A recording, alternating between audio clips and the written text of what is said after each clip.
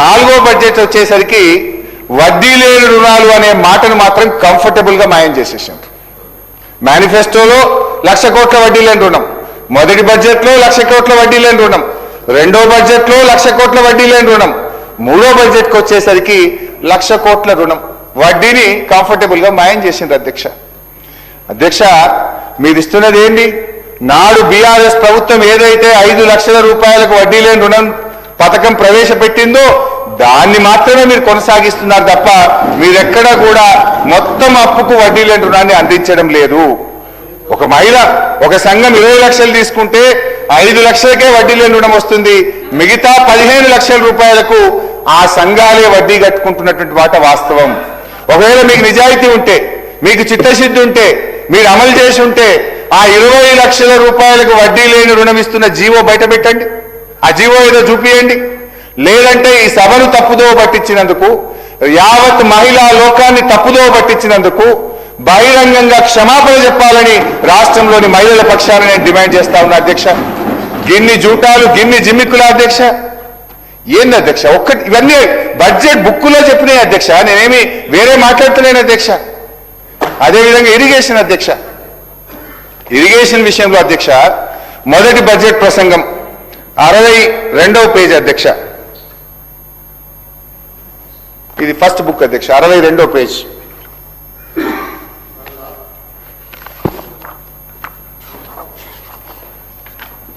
ఏం చెప్పారు అధ్యక్ష? మా ప్రభుత్వం తుది దశలో ఉన్న ఇలాంటి ప్రాజెక్టులు మరియు ఆయకట్టు తక్షణం పెంపొందించే 6 ప్రాజెక్టులను ఈ ఆర్థిక సంవత్సరంలో మరియు 12 ప్రాజెక్టులను వచ్చే ఆర్థిక సంవత్సరంలో పూర్తి చేస్తాం. అంటే 24-25లో 6, 26-27లో 12, 18 ప్రాజెక్టులు పూర్తి చేస్తామని బడ్జెట్ ప్రసంగంలో గౌరవనీయులు భట్టి గారు సెలవిచ్చారు అధ్యక్ష. అదేవిధంగా ఉత్తమ్ గారు బడ్జెట్ పద్దుల మీద మాట్లాడినప్పుడు మొదటి సంవత్సరం 6,55,000 ఎకరాలకు ఇస్తాం, 25-26లో 5,05,000 ఎకరాలకు సాగునీరు అందిస్తామని చెప్పి గౌరవనీయులు ఉత్తమ్ గారు కూడా చెప్పారు అధ్యక్ష. నేను అడుగుతా ఉన్నా ఇప్పుడు భట్టి గారిని, ఉత్తమ్ గారిని ఒక్కసారి గుండె మీద చేసుకొని చెప్పండి అధ్యక్ష, మీరు చెప్పిన ఆ 18 ప్రాజెక్టులు ఏమైనాయి? ఆ 11,60,60,000 ఎకరాల ఆయకట్టు ఏమైంది? 2.5 ఏళ్ల మీ పాలనలో ఒక్క ప్రాజెక్ట్ అయినా పూర్తయిందా? ఒక్క ఎకరానికైనా నీళ్లు ఇచ్చారా అని నేను అడుగుతా ఉన్నాను అధ్యక్ష. మీ బడ్జెట్ పుస్తకాల్లోనే నీళ్లు దుంకుతున్నాయి, మీ బడ్జెట్ పుస్తకాల్లోనే ఆయకట్టు పెరుగుతుంది తప్ప క్షేత్రస్థాయిలో ప్రాజెక్టులు పూర్తి కావడం లేదు, ఆయకట్టు పెరగడం లేదు అధ్యక్ష. అదేవిధంగా అధ్యక్ష బడ్జెట్ ప్రసంగంలో భట్టి గారు 24-25 అధ్యక్ష, పేజ్ నంబర్ 8 అధ్యక్ష, ఎంత గొప్పగా చెప్పారంటే పేజ్ నంబర్ 8లో బడ్జెట్ అనేది కేవలం అంకెల సమాహారం కాదు, అది మన విలువల మరియు ఆశల వ్యక్తీకరణ కూడా. మేము ప్రవేశపెడుతున్న ఈ బడ్జెట్ మమ్మల్ని నమ్మిన రాష్ట్ర ప్రజల ఆకాంక్షలు మరియు వారి నమ్మకాల ప్రతిబింబం. చాలా బాగా చెప్పారు అధ్యక్ష. మరి ఏమైంది అధ్యక్ష? విలువలు అడిగంటిపోయినాయి, ఆశలు ఆవిరైపోయినాయి, ప్రభుత్వం ఆడి తప్పింది, పాలన పూర్తిగా గాడి తప్పింది. చట్టసభల సాక్షిగా లిఖితపూర్వకంగా బడ్జెట్ పుస్తకాల్లో నొక్కి వ్యాఖ్యానించిన అంశాలకే దిక్కు లేకుండా పోతే ఇది ప్రజాపాలన చెప్పుకోవడానికైనా కొంచెమని ఉండాలి కదా అధ్యక్ష. ఏదైనా అంటే చాలు పెద్ద నోరు తీసుకొని మా మీద విరుచుకుపడతారు. మీ 10 ఏళ్ళు ఏం చేశారు, మీరేం చేశారని మాట్లాడతారు అధ్యక్ష. మీరే కదా బాండ్ పేపర్ల మీద సంతకాలు పెట్టింది, భట్టి గారు మీరే కదా బాండ్ పేపర్ల మీద సంతకాలు పెట్టింది. ఇది చెక్ అన్నారు, మీరు ఇది చెక్ బుక్ గా భావించండి అన్నారు. మరి 6 గ్యారంటీలు అమలు చేసింది లేదు, 420 హామీలు నిలబెట్టుకున్నది లేదు, ప్రజల ఆకాంక్షల్ని నెరవేర్చింది లేదు. ఆత్మస్తుతి పరనిందకు పాల్పడుతూ పొద్దుగడుపుతా ఉన్నారు అధ్యక్ష. దాదాపు సగం పరిపాలన పూర్తవుతున్న దశలో ప్రవేశపెట్టిన ఈ బడ్జెట్, మరి ఈ బడ్జెట్లో కూడా ఏముందంటే అధ్యక్ష గాలి మాటలు. గత బడ్జెట్లో చెప్పినవన్నీ గాలి మాటలు అయితే ఈ బడ్జెట్లో కూడా అవాస్తవాల కోటలాగా కనబడతా ఉంది అధ్యక్ష. మరి 26-27 బడ్జెట్లో భట్టి గారు ఏం చెప్పారో కూడా ఒకసారి చూద్దాం అధ్యక్ష. సార్ నేను ఇంకా స్టార్టే చేయలేదు సార్, మీ బడ్జెట్లకు ఇప్పుడే పోతున్నా సార్. ఇప్పుడు 26-27లోకి ఇప్పుడు పోతున్నా సార్. ఇప్పటిదాకా మీ పాత 3 బడ్జెట్లు చెప్పిన, now I'm going to your this year budget 26-27. Sir 3 గంటలు సభ వాయిదా వేస్తే కుర్చీలో కూర్చొని ఎప్పుడు బెల్ కొడతారో అని 3 గంటలు ఒట్టి కూర్చోబెట్టరు కదా సార్.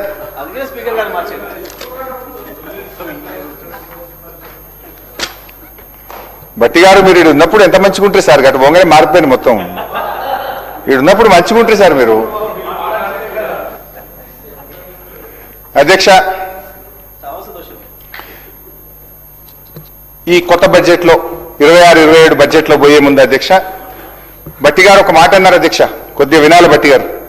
24-25 బడ్జెట్లో మీరు ఒక మాట అన్నారు, మమ్మల్ని విమర్శించే క్రమంలో ఒక మాట అన్నారు. 24-25 ఫస్ట్ బడ్జెట్లో మీరు అన్న మాట గుర్తు చేసి నేను ఈ బడ్జెట్లోకి వెళ్తా అధ్యక్ష. తెలంగాణ రాష్ట్రం ఏర్పడిన 10 ఏళ్ల తర్వాత వాస్తవానికి దగ్గరగా ప్రణాళికాబద్ధమైన బడ్జెట్ను తొలిసారిగా మా ప్రభుత్వం 2024 ఫిబ్రవరి 10న శాసనసభలో ప్రవేశపెట్టడం జరిగింది. For the first time on February 10th, 2024, after 10 years of formation of Telangana, our government has presented a realistic and planned budget అని చెప్పారు అధ్యక్ష. ఇది 24-25. మరి ఇది ఎంతవరకు రియలిస్టిక్ ఉందో ఒక్కసారి నేను చెప్తా, బట్టి గారు బహుశా మీరు నోట్ చేసుకుంటారో లేదా మీకు తెలిసే ఉంటుంది, మీరు పెట్టిన బడ్జెట్ ఆఫ్ కోర్స్. 2024-25 అధ్యక్ష, వారు చెప్పడం స్టార్టింగ్ ఏమన్నారు, మాది రియలిస్టిక్ బడ్జెట్, మాది ప్లాన్డ్ బడ్జెట్, 10 ఏళ్ల తర్వాత ఫస్ట్ టైం నేను రియలిస్టిక్ బడ్జెట్ పెడుతున్నా అని బల్లగుద్ది చెప్పిండ్రు బట్టి గారు. మరి ఆ బడ్జెట్ రియాలిటీ ఏందో ఇప్పుడు ఒక్కసారి బయట పెడతా అధ్యక్ష. బడ్జెట్ ఎస్టిమేట్ 2024-25 2,90,814 కోట్లు. 2,90,814 కోట్లు. ఆర్ఈ పెట్టిండ్రు పోయినసారి 2,66,608 కోట్లు. ఇప్పుడు యాక్చువల్ ఇప్పుడు బయట పెట్టిండ్రు మీరే. ఇప్పుడు యాక్చువల్ ఈ తెలంగాణ బడ్జెట్ ఇన్ బ్రీఫ్ లో యాక్చువల్ మీరే పెట్టిండ్రు. ఈ బుక్ లో లెక్కనే చెప్తున్నా, నా లెక్క చెప్తలే. యాక్చువల్ ఎంత అంటే 2,31,583. అంటే బడ్జెట్ ఎస్టిమేట్ కు యాక్చువల్స్ మధ్య గ్యాప్ 59,231 కోట్లు, 59,231 క్రోర్స్. అంటే ఇది 20.3% deficit. Is it realistic budget? 20% మీ అంచనాలు తప్పినాయి. 20% అంచనాలు తప్పితే ఇది రియలిస్టిక్ బడ్జెట్ అని చెప్పుకుంటారా బట్టి గారు? ఫస్ట్ టైం పెడుతున్నా, రాష్ట్రం ఏర్పడ్డాక నేను యాక్చువల్ పెడుతున్నా, రియలిస్టిక్ పెడుతున్నా అని చెప్పిండ్రే. 59,000 కోట్ల రూపాయల లోటు వచ్చింది మీ బడ్జెట్లో. పోనీ ఆర్ఈ అనే కరెక్ట్ పెట్టిండ్రా? ఆర్ఈ మనం నార్మల్గా ఒక నెల ముందు పెడతాం. ఆర్ఈకి యాక్చువల్స్కి ఎంత తేడా ఉందంటే అధ్యక్ష 35,025 కోట్ల రూపాయలు ఉంది. అంటే మీరు ఆర్ఈలో కూడా బ్లఫ్ చేస్తున్నారు, ఈ శాసనసభను తప్పుదో పట్టిస్తున్నారు. ఇది 2024-25. Let's go to 25-26. 2025-26లో చూస్తే అధ్యక్ష వీళ్ళు పెట్టిన బడ్జెట్ 3,04,366 కోట్లు. ఆర్ఈ ఎంత పెట్టిన అధ్యక్ష 2,81,516 కోట్లు. అగైన్ ఇక్కడ కూడా ఫస్ట్ బడ్జెట్ లో తప్పు పెట్టినట్టే ఇక్కడ కూడా ఆర్ఈలో బ్లఫ్ చేస్తున్నారు అధ్యక్ష. నేను ఉత్తగా అంటలేను. Up to January CAG report public domain లో ఉంది. కాగ్ రిపోర్ట్ ప్రకారంగా జనవరి వరకు రాష్ట్ర ప్రభుత్వానికి వచ్చిన ఆదాయం 2,07,558 కోట్లు. అంటే ఇంకా 2 నెలలు కదా, ఫిబ్రవరి మార్చ్. 2,07,000 అంటే 21,000 crores పర్ మంత్ యావరేజ్. ఇంకో 43,000 కోట్లు వేసుకున్న ఎంత వస్తుంది? 2,50,000 వస్తుంది. మీరు పెట్టుకున్నది 3,04,000, వచ్చేది ఎంత అధ్యక్ష? 2,50,000 కోట్లు. అగైన్ ఎంత గ్యాప్ అధ్యక్ష? 54,000 కోట్లు. ఫస్ట్ బడ్జెట్ లో 55,000 కోట్ల గ్యాప్, 59,000 కోట్ల గ్యాప్. సెకండ్ బడ్జెట్ లో 54,000 కోట్ల గ్యాప్ అధ్యక్ష. ఇక థర్డ్ బడ్జెట్ నిన్న పెట్టారు. థర్డ్ బడ్జెట్ చూస్తే అధ్యక్ష 26-27 3,24,000 కోట్లు పెట్టారు అధ్యక్ష బట్టి గారు. మరి ఇప్పుడు మన సెకండ్ బడ్జెట్ రీచ్ ఇప్పుడే మనం మాట్లాడుకున్నాం అధ్యక్ష. హార్డ్లీ అది 2,50,000 కంటే ఎక్కువ చేరే పరిస్థితి లేదు. ఇప్పుడు ఎంత పెట్టారు? 3,24 పెట్టిండ్రు. 74,000 కోట్ల రూపాయలు ఎక్కువ పెట్టారు. విల్ ఇట్ రీచ్ అధ్యక్ష? ఈజ్ ఇట్ రియలిస్టిక్ బడ్జెట్ అధ్యక్ష? అంటే ఎవరి చెవుల్లో పువ్వులు పెడతా ఉన్నారు? ఏ పథకాలకు కోత పెడతారు మళ్ళీ నేను అడుగుతా ఉన్నా అధ్యక్ష. ఈసారి కూడా నేను మళ్ళీ చెప్తున్నా, పోయినసారి కూడా చెప్పినా, ఇప్పుడు కూడా మళ్ళీ చెప్తున్నా, మీరు ప్రవేశపెట్టిన ఈ థర్డ్ బడ్జెట్ లో కూడా కనీసం 50,000 కోట్ల రూపాయల లోటు ఉంటది. ఈ 50,000 కోట్లు ఎవరికి కోత పెడతారు?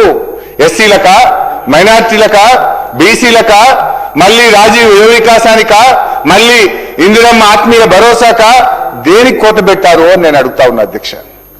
మొదటి బడ్జెట్ లో 59,000 కోట్ల క్యాప్, రెండో బడ్జెట్ లో 54,000 కోట్ల గ్యాప్, మూడో బడ్జెట్ లో కూడా కనీసం 50,000 కోట్ల రూపాయల గ్యాప్ ఉండబోతా ఉన్నది. మరి దీన్ని పట్టుకొని మీరు రియలిస్టిక్ బడ్జెట్, ప్లాన్డ్ బడ్జెట్ అంటే దీనికి మీరు ఏం సమాధానం చెప్తారు? వాస్తవిక బడ్జెట్ అని భ్రమలు కల్పించడం తప్ప వాస్తవంగా మీరు చేస్తున్నది ఏమిటి? It is proved that budget figures have become fiction while expenditure has become a glaring truth. Budget కేటాయింపులు చేస్తున్న ఖర్చుల్లో భారీ కోత వల్లనే సంక్షేమ పథకాల అమలు ఇవాళ ప్రశ్నార్థకంగా మారింది.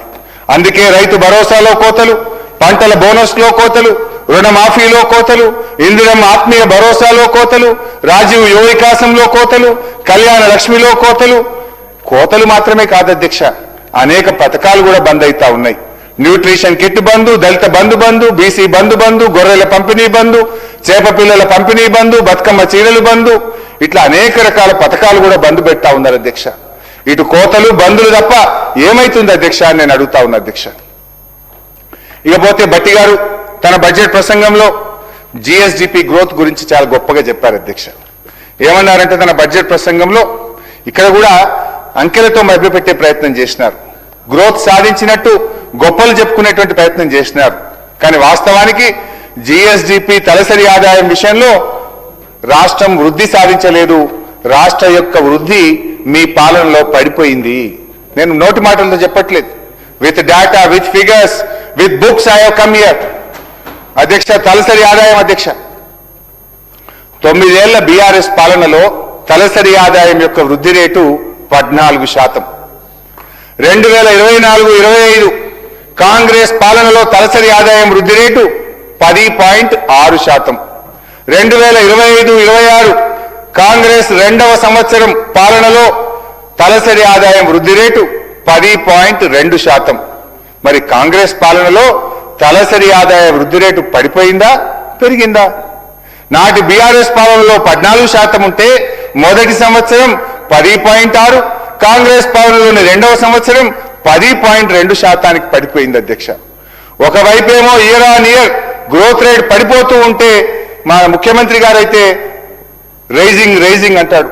ఇది చూడండి అధ్యక్ష, బడ్జెట్ బుక్ మీద కొట్టిన తెలంగాణ రైజింగ్, పుస్తకాల మీద రైజింగ్ అధ్యక్ష.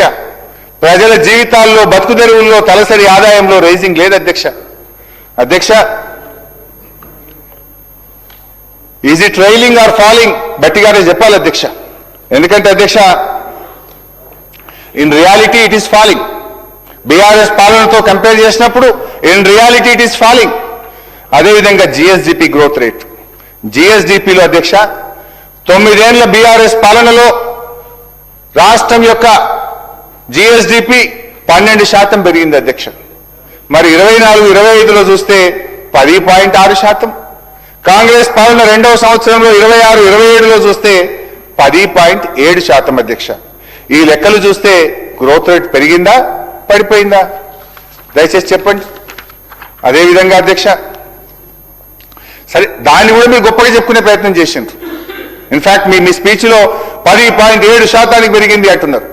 అంటే మీరు 12% నుంచి 10.7%కు